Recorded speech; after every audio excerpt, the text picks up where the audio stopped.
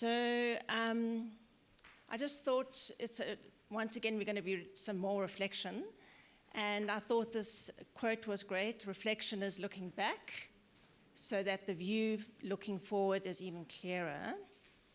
So reflection, as you know by now, is turning experience into learning, so that we can deeply understand ourselves and grow. So this is another opportunity for reflection. So what we did was, as you know in the beginning, we put you into groups according to your Enneagram type. And so we thought it would be great for you to get together in those Enneagram types now. And you can find any space in the hotel. Oh, yeah, you can actually go into the next one. Thank you. You can find any space in the hotel to sit within your groups, and it's going to be for 45 minutes. And it's just really to reflect on your journey as your Enneagram type. And I've given a suggestion. This is just a suggestion reflection question. You can do your own reflections. How has understanding your Enneagram type, both its strengths and its challenges, influenced the way you lead and relate to others? So as I said, this is just a suggestion. It's your time, your 45 minutes. And we've found from other cohorts that this has been one of the hugely impactful, because it's really, the aim is for you to share your experiences. And what I encourage you to do as you go into your groups is just move into your learning buddy groups. We invite you to be open, to be curious and present. And you're not here to fix anything or solve any problems. It's really just to witness and to celebrate each other's journey.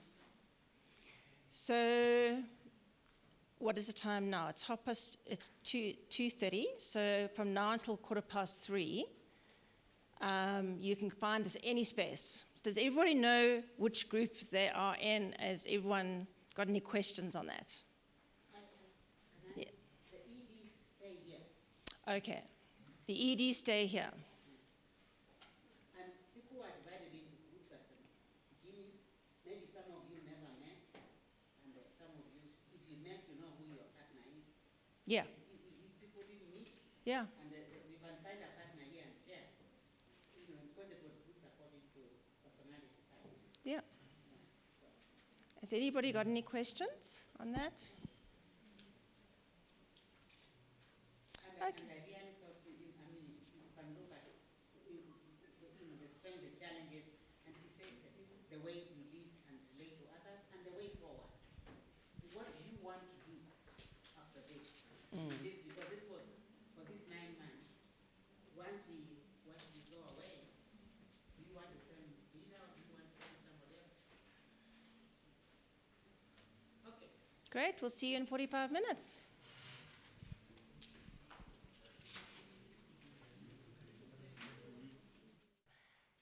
Feedback on how you thought that went in your Enneagram groups. Any major thoughts or insights or something you'd like to share with the other Enneagram types? So maybe you want to share, there's certain things that you've learned about your type that perhaps you'd like the other Enneagrams to know, maybe? Or just some general insight on how that went. I saw lots of really deep conversations happening there. So I literally had to drag you back inside. So if you want to continue the conversation at tea time, that's great. But we're going to have tea from 3:30 to 4. So we've got 10 minutes. So this is just a 10 minutes reflection time, feedback, insights that anybody would like to share during the Enneagram session, learning buddy session.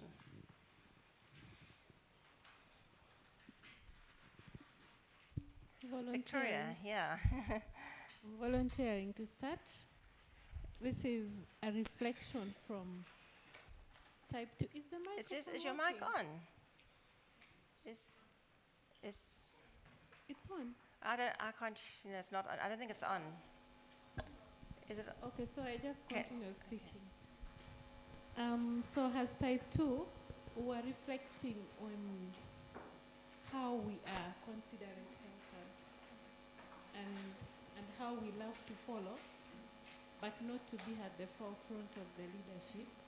And so a number of us at the table started benchmarking on how the type 2s who are leaders at the top are doing their things, because most of us are down there doing the supportive role. So we wanted to see how other people who are type 2s and her leaders are doing it, and we had example of my boss, Emmy. He's also a type 2. So we're looking at how he does his things. And then we also said that we have started to intentionally say no, but this is currently a big challenge because of how now people have started to perceive. You say no, and then people think you are trying to start to be mean, and then as a person you think that you are starting to become very lazy because because now you're delegating tasks that you used to do by yourself. But also it's relieving because the time that we spend on tasks has reduced, and then the productivity has a little bit gone higher because we don't have to take in everything and then work all through the night. My boss and he works through the night because he doesn't delegate that much, and it's not because he doesn't want it, but or he doesn't feel like we can do it, but because it feels like keeping responsibilities on others is like hindering them in some way.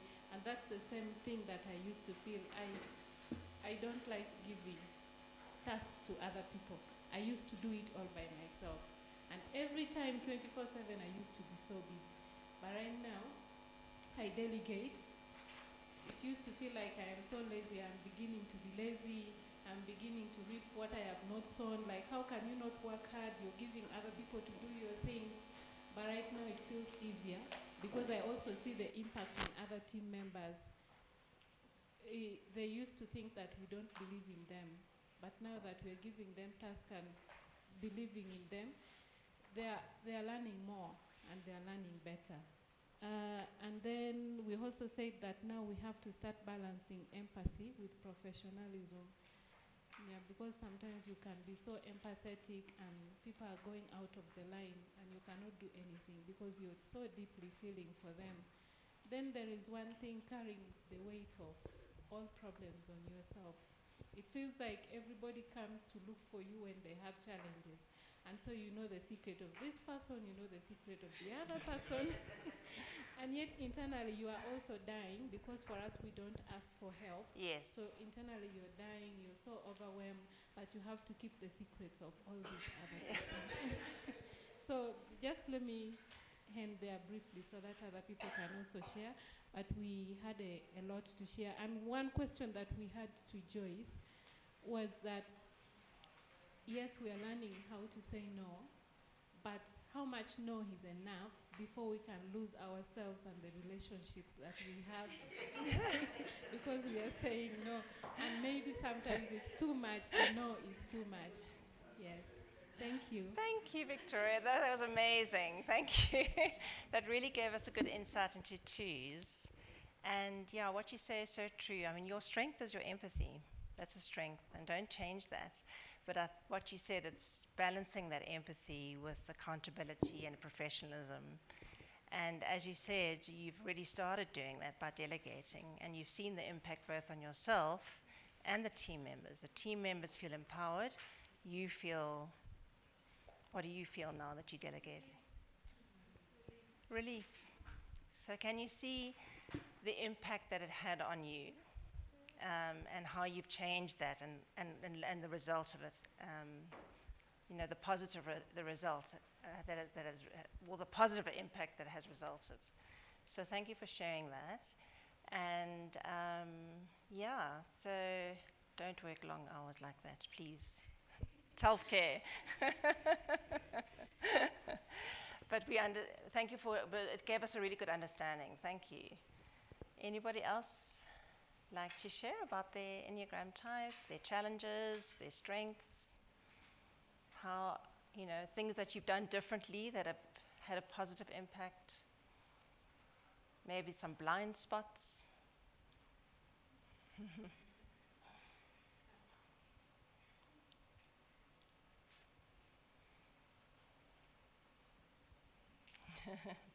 Well, we're actually already at, if that's okay, if anybody else would like to talk. Great. Okay.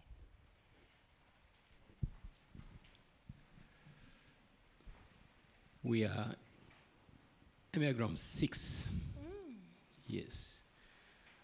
So, 6, we are the inquisitive type, always questioning and so on. And what now we are doing with the others is that, we become mindful of the type of questions that we ask. It should not be a question that seeks to show people that, maybe we are doubting them, but we only show that the questions we are asking you are just for us to seek clarity, to understand the situation, and then, of course, we arrive at a solution. So that when we are asking that, it should at least come out clearly to them that way. Otherwise, as the inquisitive type, if you just ask some question and he begins thinking that, hey, why is he asking this question? Is he doubting me? Then, of course, negatively, the person will look at you. And then, of course, we 6 also, again, we are pessimistic about always something that is supposed to be done. Mm-hmm. And this time, what we are doing with the others is that we become open to them, so that whatever is taking place, we show that we are having trust in them. And the task that they carry out, we do not just begin hesitating and so on, but we show that, you are doing this, and then, of course, we accompany. It's also a type that shows a bit of suspicion and so on, but here we now begin also, like Enneagram 2, delegation, so that we delegate duties to the people we are working with, without first waiting for them to be perfect. Yes. Because, that also shows that, you are trying to show someone that you are not yet there. So we delegate, and then we see the outcome, and of course, if it's not going in the right direction, that's when we just come in also to put the person in the right direction. And then it's also a type which also shows hesitation in our decision making. So this time, we take firm decisions, be it at family level, and because again, you don't begin saying, oh, if I take this decision, maybe this might happen. This time, I think we should not make half decisions, but we take a full decision, and without any hesitation, and then, of course, we wait for the outcome. And then we also tap on the other nearby types in consultation, so that whatever we are doing, we do it now with confidence and so on. And then we shall also avoid being too analytical. Look at the situation, then you overanalyze too much. So because that may impede decision making, and therefore you leave people to whom you have to make a decision in suspense, because you are analyzing these, and then you just fail to take a decision. So these are some of the things that we. Oh, fantastic. Yeah. Yeah, so I heard a lot of analyzing, ticking all the boxes, making sure, because it makes you feel safe, right, as a 6. So trying to do all the work yourself because you want to ensure it gets done correctly. And so what I heard you say is that you're learning to trust others to do the work. And so what has the impact been on you by trusting others? When you trust somebody, then of course they also invest their confidence in you, because now they know that this is somebody we can work with, and kind of foster some unity within the organization. Yeah. Great. And don't forget, analyzing is a strength too, because you're making sure everything's done properly. So yeah. Good. Thank you. All right. Yes, Joyce. Thank you. I just wanted to say something about these personality types. You will find that naturally, you will analyze. Like 6s, they live outside. Everything is going on in the head, and it is like, why? Because it is based on fear. Because they are looking for security.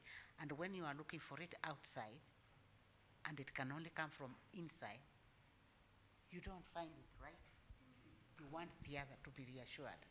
So as you relate to these things, if you remember when we were talking about the muscles, what is the one thing when that spiraling begins?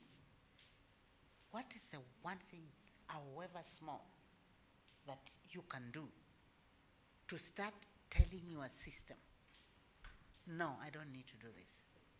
So I think that is why we have been talking so much about muscles. There is forced landings. Then you go back again and do it. Because the temptation is, I don't think about, when I enter a room, I don't think about waiting for people to start the room. I just go because I'm running out of time. If you ask me why I'm running out of time, I don't know. I just, there's just a lot to do. So being empathetic to yourself, and I would like you to read that thing often. And then don't say, I need to change everything. I should know better. That is the language we speak to ourselves. I should know better by now. Why am I still struggling with boundaries? No. Pick something and sit there for a bit, and you will fail and then come back. But your brain will finally learn, I don't need to do this. I can let it go. Otherwise, the answers are not there outside. Thank you. Yeah, that letting go, that's hard, right? Okay, good. Well, it's just gone over. It's 25. We've got 25 minutes for tea. So let's take a tea break. And as I said, if you want to carry on your discussions, then please. Oh, sorry. So sorry. Thank you. So I wanted to share on behalf of Type 1. Type 1 goes for the performers or strict perfectionists. So we try to identify the areas that grew in us as Type 1, one of it being patience, calm, and composure. Because as Type 1, one of the area that we have is we are into actions. We are more of actions oriented. So how do we bring feelings within us and understand also others' perspectives, so as to help them in case when they encounter challenges. So practicing patience, calm, and being composed allow us to internalize the heart, the mind, and the gut before responding. So we are also speaking about we are practicing listen to understand rather than listen to respond. But the other thing we also went through is emotions control or managing anger. Because of the perfectionist that we have, sometimes we get irritated when things are not going the way we want. Mm-hmm. And this has allowed us to allow a room for people to practice their talents rather than instilling our sense of just wanting quality and perfection. Mm-hmm. So allowing people to practice whatever they can practice without us being judged and critic. Mm-hmm. So the other thing we discussed about is on areas that we'd like to improve more and work on. Example, work-life balance, to quit job early, like around maybe if it's 5 p.m., since we are workaholic Type 1. So how can we practice work-life balance? And this will also be determined by the culture of the environment we work with to allow that flexibility, but also reframe mistakes and learning opportunities. So to avoid looking at this hasn't gone right or it has gone wrong, like to take it as a learning opportunity. And then allow joy, creativity, and adaptability.